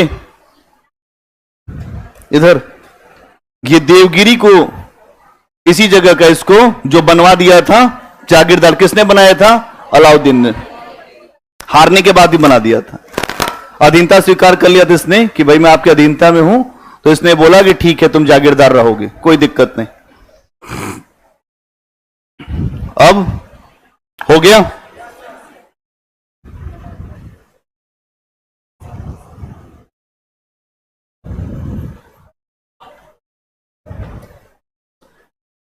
होयसल वंश, होयसल वंश अगर आप देखेंगे तो इनका जो क्षेत्र था, अगर आप देखें तो जो द्वार समुद्र के आसपास का क्षेत्र है, द्वार समुद्र के आसपास का क्षेत्र, तो गुजरात में है।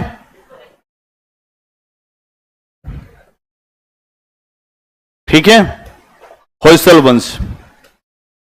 इस वंश के संस्थापक थे विष्णु वर्मन। कौन थे? विष्णु वर्मन। विष्णु वर्मन इसके संस्थापक थे।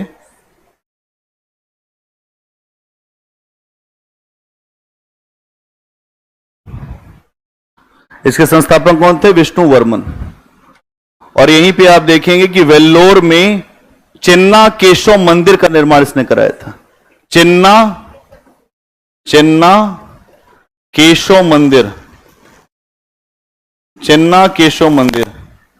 चिन्ना केशव मंदिर अगर आप देखेंगे तो ये कहां बना था? वेल्लूर में। कहां बना था? वेल्लूर में। वेल्लूर में चिन्ना केशव मंदिर का निर्माण कराया गया था। और इस वंश में एक शासक हुआ जिसका नाम है वीर वल्लाल थर्ड। क्या नाम है? वीर वल्लाल थर्ड। इस वंश में एक शासक हुआ वीर वल्लाल थर्ड, और इसको भी जो मलिक काफूर ने हरा दिया था। मलिक काफूर ने हरा दिया था। तो मलिक काफूर इस समय पूरे जो दक्षिण भारत में आप देखें हर जगह उसका जो प्रभाव चल रहा था, और इसका वंश, इसके बाद ये वंश, इसको जो किसने हराया था? मलिक काफूर ने। उसके बाद ये वंश समाप्त हो गया।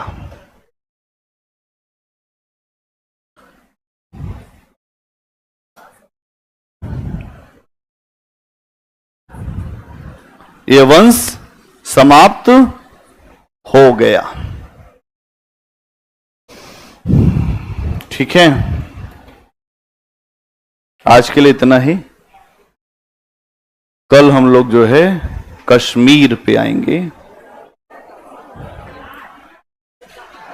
हाँ,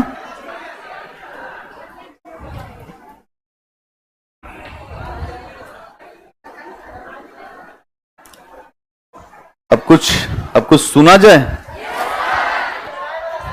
हाँ, क्या?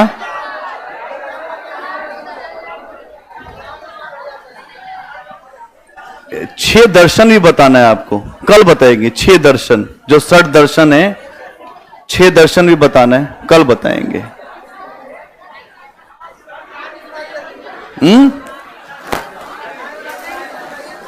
कौन सी? आल्हा उदल, मार करने के लिए तैयार हो। एक बार क्या हुआ, इलाहाबाद का नाम सुना ही है तुम सबने। इलाहाबाद में बड़ी स्थितियां अलग अलग रहती थी,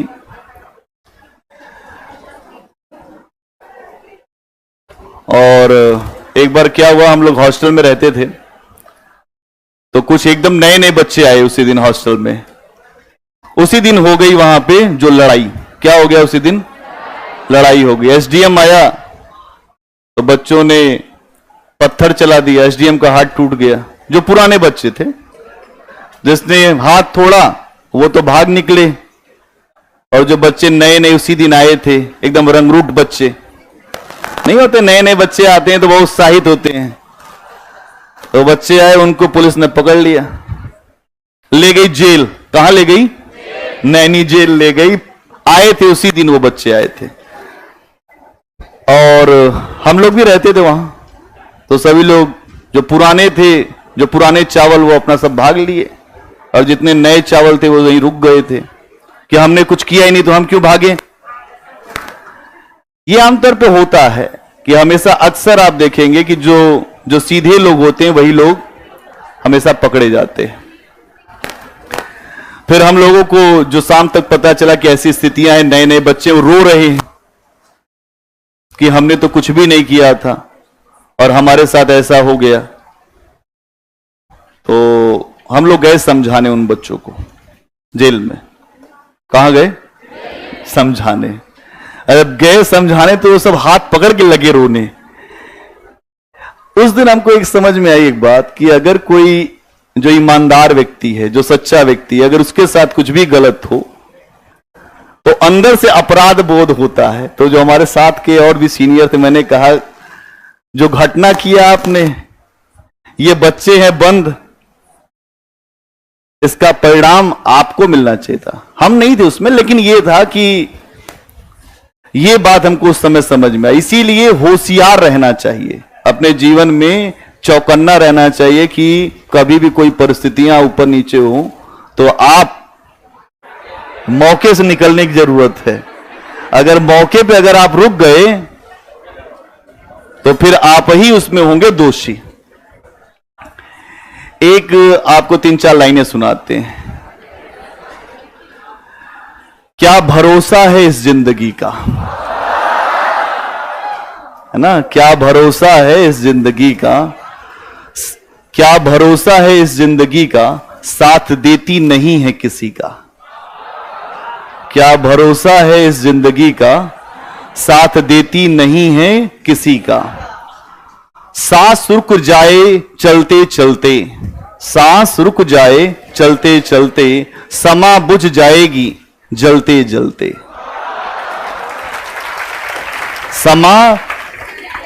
समा बुझ जाएगी जलते जलते। दम निकल जाएगा रोशनी का, दम निकल जाएगा रोशनी का, साथ देती नहीं है किसी का, साथ देती नहीं है किसी का। क्या भरोसा है इस जिंदगी का। ये दुनिया है हकीकत पुरानी, ये दुनिया है हकीकत पुरानी, आनी जानी है इसकी रवानी। ये दुनिया है हकीकत पुरानी, आनी जानी है इसकी रवानी। फर्ज पूरा करो बंदगी का, फर्ज पूरा करो बंदगी का, साथ देती नहीं है किसी का। फर्ज पूरा करो बंदगी का, साथ देती नहीं है किसी का। क्या भरोसा है इस जिंदगी का। हम रहे ना रहे,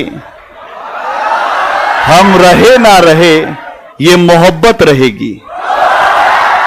हम रहे ना रहे, ये मोहब्बत रहेगी। दास्तां अपनी ये दुनिया कहेगी। हम रहे या न रहे ये मोहब्बत रहेगी, दास्ता अपनी ये दुनिया कहेगी। नाम रह जाएगा आदमी का, नाम रह जाएगा आदमी का, साथ देती नहीं है किसी का। ठीक है, तो इसी के साथ आज की क्लास आपकी समाप्त होती है। कल एक और सुनना चाहते हो? सुन लो, एक और सुन लो, एक और सुन लो। इसके पहले आपको सुनाया था, इसके पहले एक बार सुनाया था। ये तो प्रेम की बात है उद्धव, सुना है ना? ये तो प्रेम की बात है उद्धव, जो बंदगी तेरे बस की नहीं है। ये तो प्रेम की बात है उद्धव, बंदगी तेरे बस की नहीं है। सिर देकर होते हैं सौदे, सिर देकर होते हैं सौदे, आशिकी इतनी सस्ती नहीं। सिर देकर होते हैं सौदे, आशिकी इतनी सस्ती नहीं है। प्रेम वालों ने कब वक्त पूछा, प्रेम वालों ने कब वक्त पूछा, प्रेम वालों ने कब वक्त पूछा, किसकी पूजा करते हो तुम रात दिन। प्रेम वालों ने कब वक्त पूछा, किसकी पूजा करते हो तुम रात दिन। यहां पल पल होती है पूजा, सिर उठाने की फुर्सत नहीं। यहां पल पल होती है पूजा, सिर उठाने की फुर्सत नहीं है। जो असल में है मस्ती में डूबे, जो असल में है मस्ती में डूबे, उन्हें परवाह क्या जिंदगी की। जो असल में है मस्ती में डूबे, उन्हें परवाह क्या जिंदगी की। जो उतरती है चढ़ती है मस्ती, जो उतरती है चढ़ती है मस्ती, वो हकीकत में मस्ती नहीं है, वो हकीकत में नहीं है। जिनकी नजरों में श्याम प्यारे समाये, जिनकी नजरों में श्याम प्यारे समाये, वो तो रहते हैं जग से निराले। जिनकी नजरों में श्याम प्यारे समाये, वो तो रहते हैं जग से निराले। जिनकी नजरों में मोहन समाये, वो नजर फिर भटकती नहीं है, वो नजर फिर भटकती नहीं है। तो आज के लिए इतना ही, मिलेंगे फिर।